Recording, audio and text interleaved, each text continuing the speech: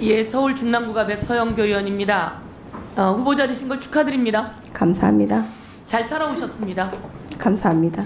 그러면 우리 앞으로도 기대하겠습니다.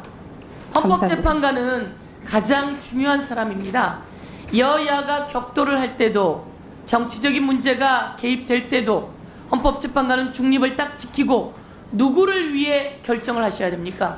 주권자인 국민을 위해서 결정해야 됩니다. 주권자인 국민을 위해 결정하셔야 됩니다. 말씀 참 잘하셨습니다. 그럼 헌법 제1조 2항 국민주권주의 어떻게 됩니까? 내용이 헌법 제1조 2항 국민주권주의, 대한민국의 주권은 국민에게 있고 모든 권력은 국민으로부터 나온다. 맞습니다. 우리는 너무 평범한 이야기인데 이것을 꼭 잊지 말아야 합니다. 국회의원은 누가 뽑아줬을까요? 국민이 뽑아줬습니다. 국민이 뽑아줘서 저희가 이 자리에 있는 거라서 국민 앞에 복무해야 합니다.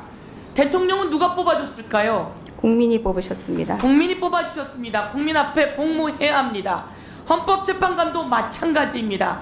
우리는 국민이 잠시 권력을 위임한 공무원일 뿐입니다. 그렇죠? 네. 예. 그러면 언제나 소신 있게 판단하실 수 있으시죠? 네. 예. 소신 있게 판단할 걸 꼭 요청하고, 헌법 제7조는 무슨 내용인지 아십니까? 제목을 말씀해 주시면은. 공익 실현의 의무. 헌법 제7조 1항 공익 실현의 의무. 구체적인 그 문구의 공무원은 국민 전체에 대한 봉사자이며 국민에 대해 공익적으로 책임을 진다. 공익을 위해 책임져야 한다는 겁니다. 하나 더 하겠습니다. 헌법 제11조 1항 국민은 모든 법 앞에 평등하다. 다 알고 계시는 내용이죠? 네. 꼭 지키십시오. 네. 그러면 제가 한번 물어보겠습니다. 박근혜 대통령은 대통령이었습니다. 대한민국에서 역사 이래 정말 한 번도 해보지 못한 대통령 탄핵이 있었습니다. 박근혜 대통령은 어떤 이유로 탄핵이 되었습니까? 헌법 질서를 위반했다는 사유인 것으로 알고 맞습니다. 헌법을 위반하고 법률을 위반해서 탄핵 대상이 되었습니다. 헌법을 위반하고 법률을 위반한 내용을 잠시 말을 해보면 공익 실현의 의무, 제가 좀 전에 얘기했던 헌법 제7조 1항입니다.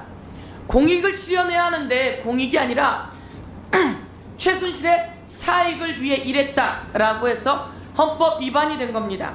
그리고 국가공무원법 위반입니다.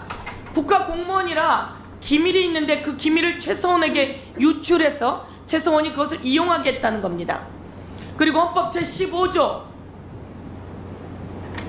모든 국민은 직업에 대한 자유가 있습니다. 그런데 최서원을 위해서 기업들에게 지원을 할 것을 요구했다는 겁니다. 그래서 이런 것들 위반이 되었고, 박근혜 대통령은 헌법재판소에서 만장일치로 탄핵이 인용되었습니다. 그 탄핵이 인용된 것을 한번 올려봐 주십시오. 만장일치 인용입니다.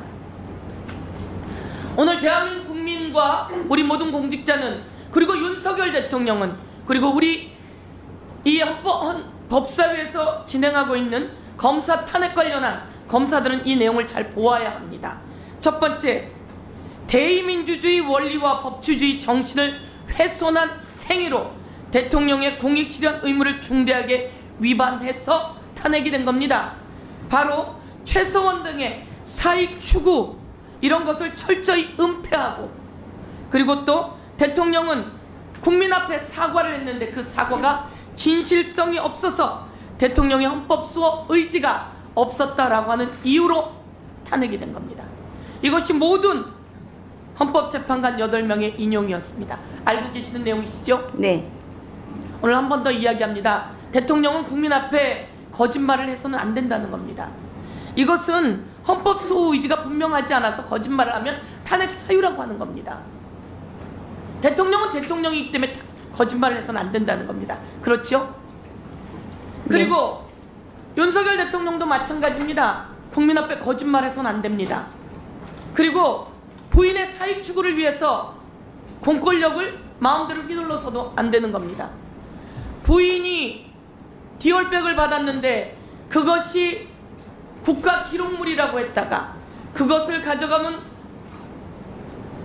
국익 훼손이라고 했다가 이런 여러 가지를 하게 한 권익위에 이것을 시킨 행위를 한 겁니다.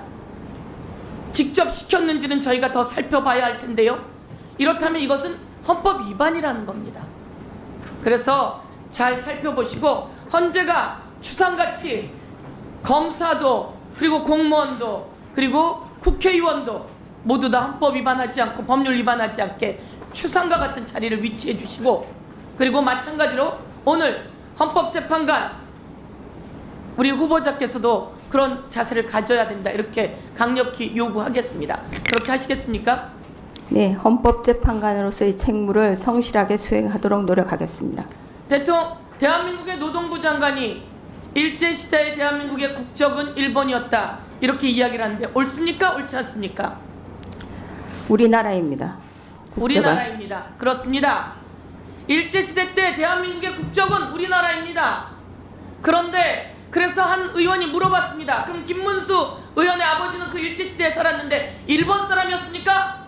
라고 물었는데 대답을 못했습니다. 이런 자가 대한민국의 공익을 실현하는 자가 되어서는 안 된다, 이렇게 이야기하고, 대통령도 이런 자를 사퇴시켜야 된다 라고 이야기하겠습니다. 우리 후보자가 판결문 내렸던 N번방 사건 관련해서 알고 계시죠? 네. N번방 실검 챌린지에 가담했던 자가 1심에서 유죄가 났습니다. 그런데 항소심 판결자가 후보자였습니다. 판결자인 후보자는 무죄로 판결을 내서 최종 이 사람들이 무죄가 되었습니다. 어떻습니까? 지금 딥페이크라 그래서 대한민국이 난리가 났습니다.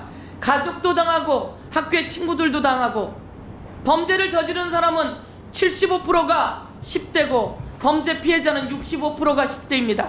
그때 무죄 선고한 것에 대해서 그때는 이랬고 향후는 이래야 된다라고 판단이 있으시면 오늘 의견 말씀해 주십시오. 위원장님 답변을. 네, 짧게 말씀하십시오. 네. 방금 의원님께서 언급하신 사건은 방조의 개념에 있어서 정신적 유형적 방조를 인정할 만한 상당 인과관계가 있느냐가 쟁점이 되었던 것이고, 재형법정주의와 무죄 추정의 원칙에 따라서 무죄로 판단한 것입니다. 딥페이크 부분에 대해서는 저도 사태의 심각성을 굉장히 인식하고 있으며 이에 대해서 적절한 조치가 취해져야 될 것으로 생각합니다. 네, 수고하셨습니다.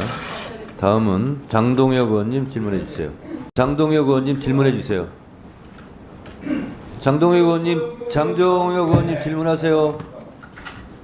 김문수 장관 임명장을 갖다 장동혁 의원님 질문하세요. 도대체 이게 법사위원장에서 말이죠. 국민연합에 질문하세요. 망만 나와도 됩니까? 대한민국 국적은 네? 일본이라고 하는데 말씀을 벌써 아까워요. 조심하셔야죠. 일본 사람입니까? 그 사람은? 이런 자가 뭐예요, 이런 자가?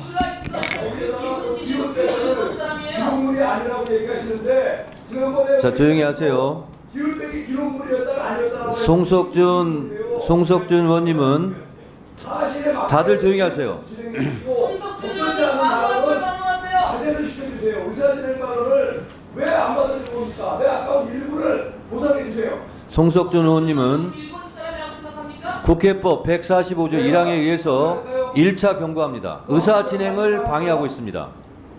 경고합니다. 방어할 때까지 1분 보상해주세요.